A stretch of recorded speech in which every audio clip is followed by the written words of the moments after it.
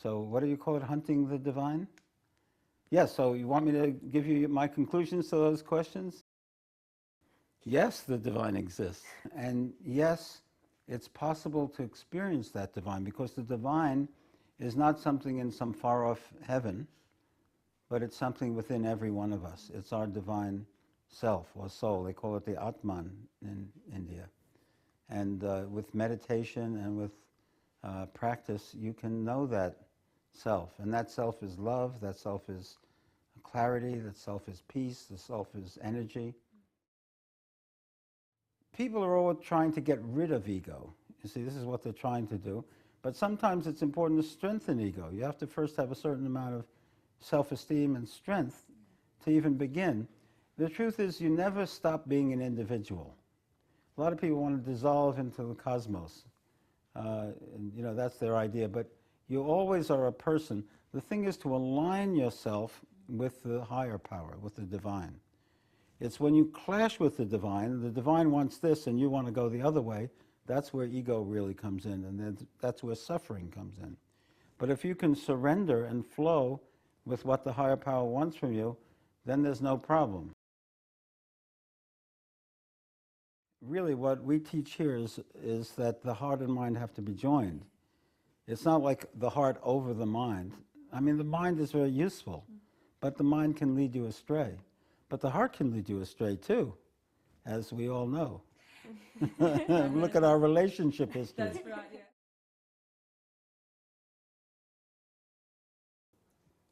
That's a very good question. It's hard to know. Why did Ramana attain it in a half hour, and other people have to spend 20 years? And you know, it's their readiness, their earnestness. Sometimes there are blocks that come up and take a long time to get through, but ultimately everyone will. I have that belief. It doesn't matter whether you're in this school, it doesn't matter if you're last in the class, as long as you're in the class. It comes up in you, and if it hits you, if the bug hits you, you can't help yourself. And if it doesn't hit you, it will never but you see, I think it does hit everyone, although not now. You never know. It's like, I think there's a Sufi poet who says, yesterday I didn't know that today I'd be walking this path, but today I'm walking it. It's like you never know how it hits. And if you ask the people here, there are probably 100 different stories of people living normal life and then suddenly circumstances, and then they're doing it. And like I said, this was never part of my program. If you showed me, say go back to the 60s, when I'm a young academic, and say, you want to see your life in 2010? I'd say, okay. And I'd expect to see like an aging professor in tweeds at some you know, rural university, you know, with a pipe. And they show me this, I go, ah! Yeah, right. No way. Yeah. That's not even in the realm of possibilities.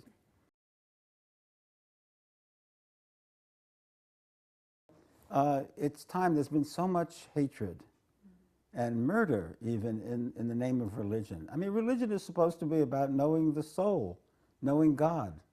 Instead, we kill each other about it. That's insane. Yes. So it's time for the religions to speak to each other, to humanize each other, not to demonize each other.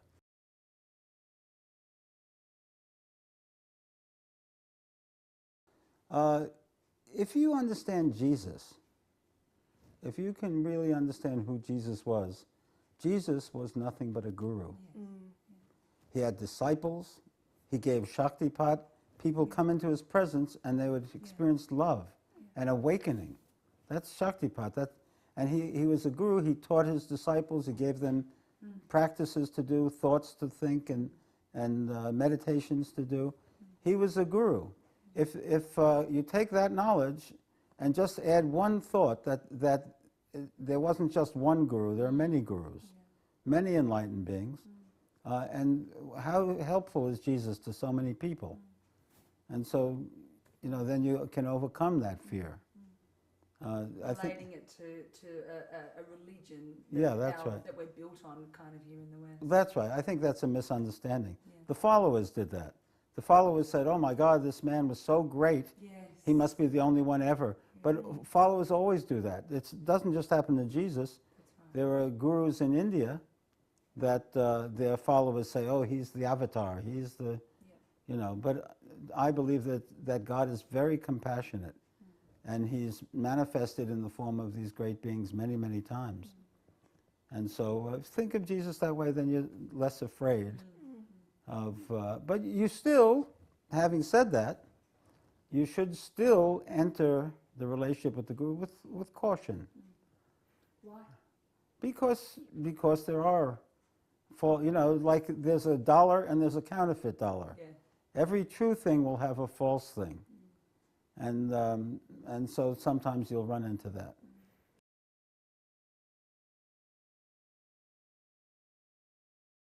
Shaktipat is the essential thing that a true guru can gives a disciple, which is the awakening.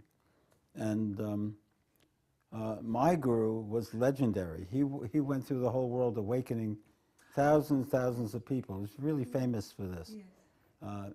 And they would do all kinds of, you know, they would have experiences and so on. And so he instructed me to hold intensive programs and told me, do these programs and give the touch, and people will awaken. What's the relationship between Shaktipat and enlightenment? Well, you know, that's very interesting. Shaktipat is the beginning of a process that leads to enlightenment. Right. But my guru valued that so heavily that he didn't care about enlightenment. He said, once you're awakened, it's inevitable. It's like a fire. Once it burns, it consumes everything.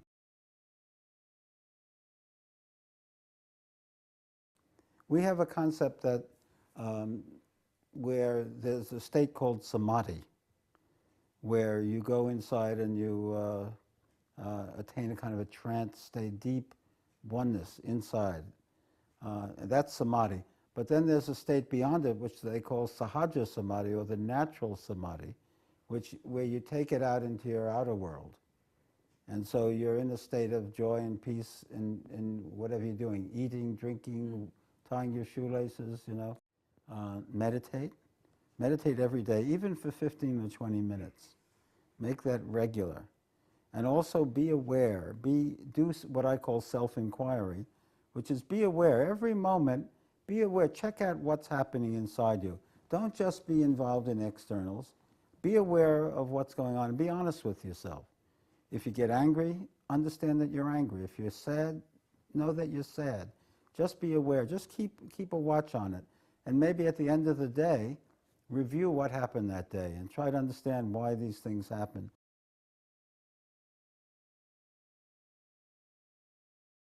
As you walk the path, there are moments of, we call it Shaktipat, or the awakening of this energy.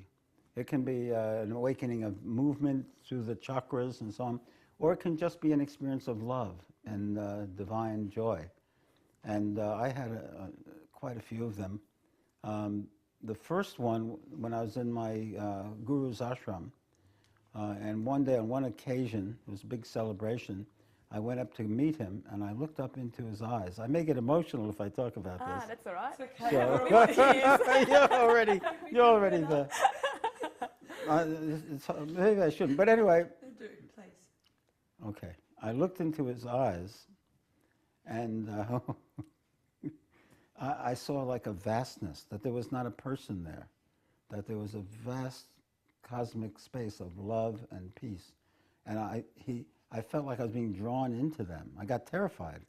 I thought that I would go into my own infinity or my own soul. And I got scared and I drew back. But I went away from there shaken by that. I thought, oh my God, this guy is in touch with something enormous.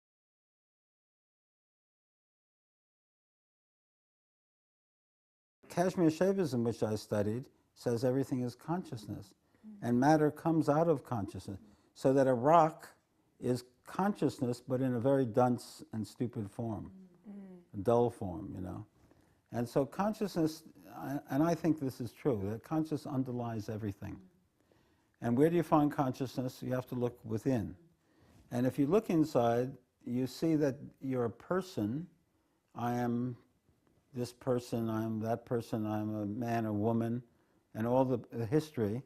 But if you look right at the core of who you are, there's an impersonal side.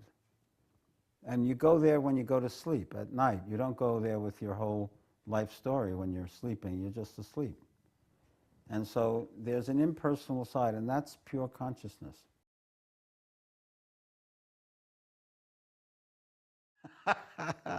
Oh, you're tricking me again. No, the state of enlightenment is to be established in your own self. Now, if you could, here, let's put it in practical terms. Can you think of a time when you were happy, a moment, a day when you were happy, peaceful, you feel completely fulfilled, at ease with yourself? Now imagine if you could take that into every aspect of your life and you could move through life in that state. That would be enlightenment. You at your best. It's not having to see blue lights or God's dancing in heaven. It's just you at your best, but to maintain that and to be in that balanced, loving, open, fulfilled state all the time. Is it possible to keep at that level all the time? Yes. Oh, yeah, where are the Great. It's been such a pleasure to know you guys. It's such a pleasure being here.